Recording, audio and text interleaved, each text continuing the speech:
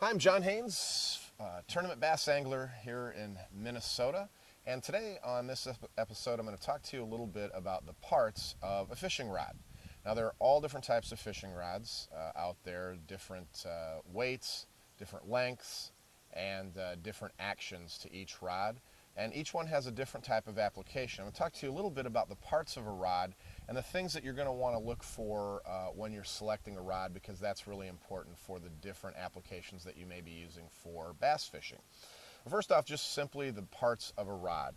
First, you have the butt of the rod, and obviously it's at the end, which is why it's called the butt. And so that is the part that gives you the leverage for when you are both working a lure as well as when you are fighting a fish.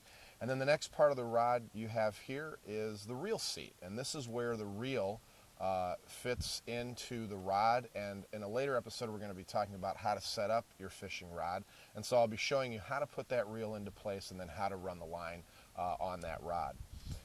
And then this is a bait caster rod, so that means that the reel fits on the top of the rod, and then there's what we call a trigger down here, and that's so that you've got a lot of leverage and you've got a lot of control over that rod by being able to hook your finger in there.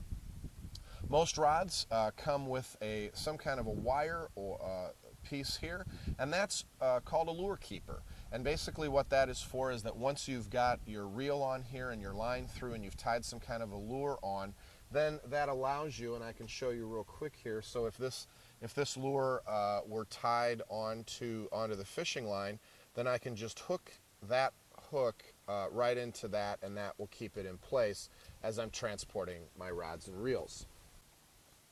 Now, this is called the blank of the rod, and it has line guides on it, as you'll see here, and the line goes through each one of these, and they start out larger and get smaller all the way down through to the tip. So again, we've been talking today about the types of and the parts of fishing rods and the type of fishing rods.